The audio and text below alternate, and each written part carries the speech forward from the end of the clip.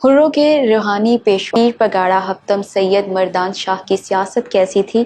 उन्होंने क्रिकेट के मैदानों से सियासत तक का सफर कैसे तय किया? उनके बाप को फांसी देने के बाद 15 साला पीर पगाड़ा को अंग्रेजों ने बरतानिया क्यों जलावतन कर दिया?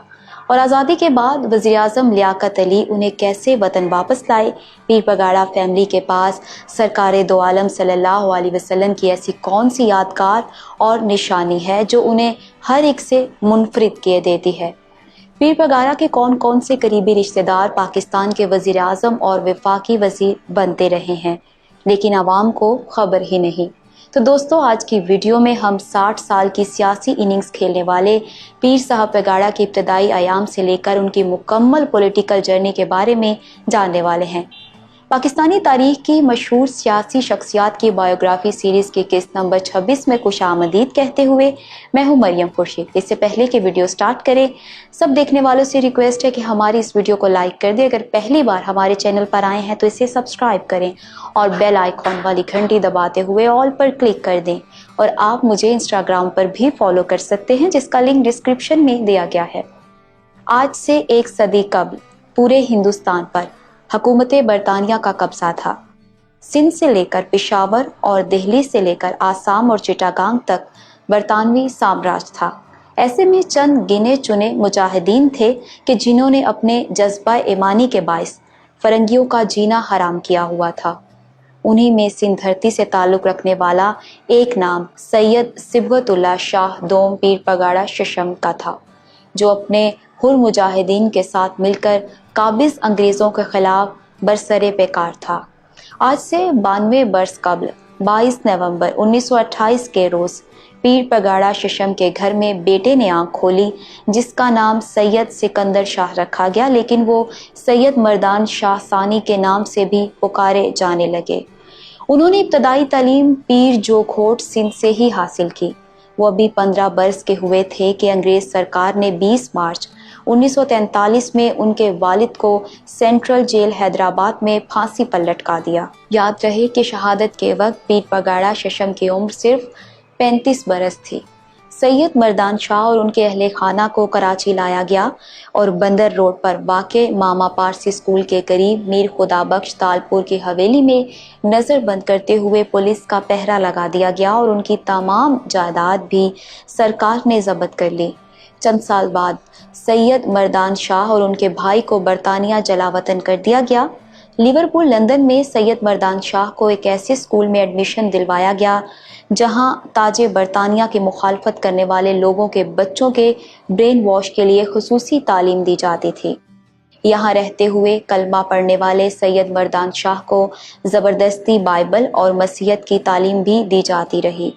फिर जब पाकिस्तान बन गया तो मौलाना शब्बीर अहमद उस्मानी समेत कई रहनुमाओं ने वज़ीर आज़म लियाकत अली खान की तवज्जो इस जानिब मबसूल करवाई कि वो शहीद पीर पगाड़ा शशम के बच्चों की रिहाई के लिए हुकूमत बरतानिया से राबिता करें।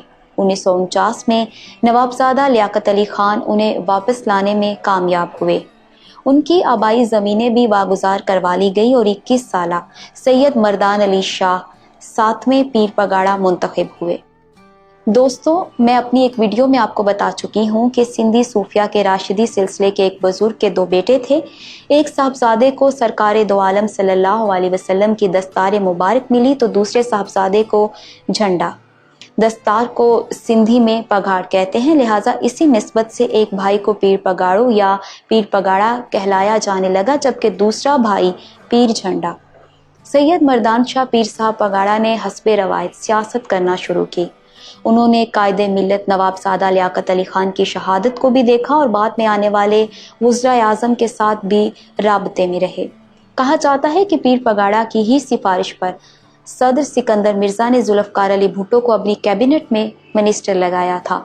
1958 में जमहूरी हुकूमत का तख्ता उलटने के बाद फील्ड मार्शल अयूब खान ने इक़्तिदार संभाला तो उन्हें चैलेंज करने वालों में पीर पगाड़ा भी शामिल थे। जनवरी 1965 में होने वाले सदारती इंतखाबात में वो बानिए पाकिस्तान की हमशीरा मोहतरमा फातिमा जिन्ना के कंपेनर थे, लेकिन धांधली की वजह से फातिमा जिन्ना को इस इलेक्शन में शिकस्त से दो चार होना पड़ा। बाद मोहतरमा फातिमा जिन्ना ने मुस्लिम लीग फंक्शनल के नाम से एक सियासी जमात बनाई اور پیر صاحب پگاڑا کو اس کا سربراہ بنا دیا۔ مسلم لیگ فنکشنل ہی پیر پگاڑا کی پہچان بنی اور وہ مرتے دم تک اس پارٹی کے ہیڈ رہے۔ یہاں میں آپ کو بتاتی چلوں کہ ایوب خان کو صدر پاکستان بنے ابھی چند مہینے ہی گزرے تھے کہ ستمبر 1965 میں انڈیا نے پاکستان پر حملہ کر دیا۔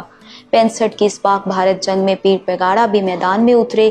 ان کے لاکھوں مریدین اور حر مجاہدین نے پاک دھرتی کا دفاع کیا۔ اس جنگ کے اختتام پر حر جماعت اور پیر پگاڑا کی خدمات کو خراج تحسین پیش کرتے ہوئے انہیں ہلال پاکستان کے اعزاز سے نوازا گیا۔ اسی طرح 1971 میں بھی حر فورس پاک فوج کے ساتھ مل کر سرحدوں کی حفاظت کرتی رہی۔ سقوط ڈھاکہ کے بعد ذوالفقار علی بھٹو نے پاکستان میں اقتدار سنبھالا تو انہیں پیر پگاڑا کی اپوزیشن کا سامنا کرنا پڑا۔ 1977 کے جنرل الیکشن میں جب پیر صاحب نے لاڑکانہ والے حلقے سے الیکشن لڑنے کا اعلان کیا تو اس موقع پر بھٹو نے تضحیک آمیز لہجے میں کہا کہ جو بھی میرے مقابلے کے لیے سامنے آئے گا وہ سندھی کا بچہ نہیں ہو سکتا۔ یاد رہے کہ بھٹو صاحب کو پہلی بار وزیر بنوانے والے یہی پیر پگاڑا تھے۔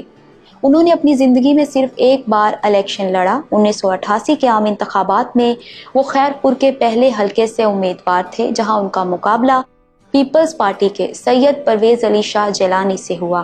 پرویز جیلانی کے 88,151 ووٹوں کے بدلے میں پیر پگاڑا کے بیلٹ باکس میں 34,363 ووٹ پڑے اور یوں وہ شکست کھا گئے اور اسلام آباد کے پارلیمان تک نہ پہنچ سکے۔ بعد ازاں انہوں نے کبھی الیکشن کانٹیسٹ نہیں کیا، تاہم وہ سیاست میں فعال رہے۔ پیر صاحب کی حصے لطافت کمال کی تھی اور وہ سیاسی حالات پر کچھ ایسا تبصرہ کرتے کہ سننے والا ہنسنے پر مجبور ہو جاتا۔ 1985 کے غیر جماعتی انتخابات کے بعد سندھ سے تعلق رکھنے والے محمد خان جنیجو پاکستان کے وزیر اعظم بنے تو پیر صاحب کا کہنا تھا کہ میں نے گارنٹی لے لی ہے کہ ہمیں یہ واپس بھی زندہ چاہیے ہوگا۔ یہاں میں ایک دلچسپ واقعہ آپ کو سناتی چلوں کہ جب ضیاء الحق دور میں نواز شریف کے جنرل صاحب سے تھوڑے اختلافات ہوئے تو نواز شریف نے بیان دیا کہ میں پنجاب کا آئینی چیف منسٹر ہوں، کسی کی ڈکٹیشن نہیں لوں گا۔ پھر جب یوسف رضا گیلانی کو یہ لالچ دیا گیا کہ ایم پی ایس کو اپنے ساتھ ملا کر تم خود پنجاب کے وزیر اعلیٰ بن جاؤ، تب نواز شریف کو اپنی کرسی جاتی نظر آنے لگی تو وہ لاہور سے پنڈی GHQ پہنچے اور جنرل ضیاء کے قدموں میں بیٹھ کر معافی مانگی۔ لاہور واپسی پر ان کا کہنا تھا کہ الحمدللہ نواز شریف کا کلہ مضبوط ہے، جبکہ تبصرہ کرتے ہوئے پیر پگاڑا نے کہا کہ نواز شریف کی بوری میں سوراخ ہو گیا تھا جس میں سے دانے گر رہے تھے، میں نے اسے سی دیا ہے۔ پیر صاحب کھلے عام اس بات کا اعتراف کرتے تھے کہ ہاں میرے فوج سے تعلقات ہیں۔ وہ کہا کرتے تھے کہ سب GHQ کے وفادار ہیں لیکن مانتا کوئی نہیں، میں بھی GHQ کا آدمی ہوں۔ جب بھی ملک میں حالات کشیدہ ہونے لگتے تو ان کا مشہور ڈائیلاگ یہ ہوتا کہ مجھے بوٹوں کی آواز سنائی دے رہی ہے۔ مشرف دور میں جب مسلم لیگ قائد اعظم بنائی جا رہی تھی تو پیر صاحب کو یہ آفر کروائی گئی کہ آپ بھی فنکشنل لیگ کو اس نئی جماعت میں مرج کر دیں، لیکن انہوں نے یکسر مسترد کر دیا۔ وہ سگار باقاعدگی سے پیا کرتے تھے، فوٹوگرافی، شکار کرنا اور گھڑ سواری ان کے شوق، جبکہ سیاسی پیشن گویاں کرنا بھی ان کا مشغلہ تھا۔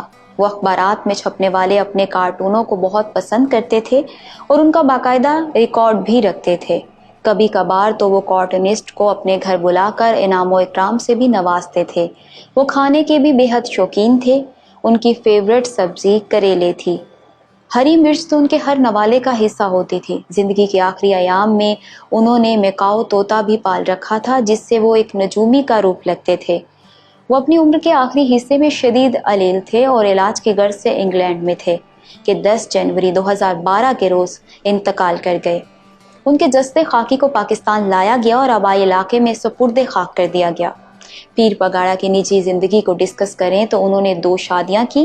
ان کے 4 بیٹے تھے۔ پیر پگاڑا سید مردان شاہ یوسف رضا گیلانی کے سگے خالو تھے، یعنی یوسف رضا گیلانی کی والدہ اور موجودہ پیر پگاڑا پیر صبغت اللہ راشدی کی والدہ سگی بہنیں ہیں۔ پیر صبغت اللہ راشدی کی بہن اس وقت آصف زرداری کے دستے راست اور سندھ اسمبلی کے اسپیکر آغا سراج درانی کی اہلیہ ہیں، جبکہ رحیم یار خان سے تعلق رکھنے والے سابق گورنر پنجاب مخدوم سید احمد محمود پیر پگاڑا سید مردان شاہ کے سگے بھانجے ہیں۔ مخدوم سید احمد محمود کے والد مخدوم زادہ سید حسن محمود جو پیر پگاڑا کے بہنوئی تھے، وہ ریاست بھاولپور کے وزیر اعلیٰ رہے۔ यहाँ दिलचस्प बात यह है कि पाकिस्तान तहरीक इंसाफ के सीनियर रहनुमा जहांगीर तरीन की बीवी पीर पगाड़ा की सगी भांजी हैं। मैं उम्मीद करती हूँ कि आज की वीडियो आपको पसंद आई होगी। अगर आप फारूक लगारी की बायोग्राफी जानना चाहते हैं तो यहाँ ऊपर क्लिक करें। जनरल नियाजी कौन था ये जानने के लिए यहाँ नीचे, और 15 अमीर तरीन पाकिस्तानियों को जानने के लिए इधर क्लिक करें। इलेक्शन बॉक्स लाजमी सब्सक्राइब कर लें और हमारी वीडियोस देखते रहें। अल्लाह हाफिज़ व नासिर।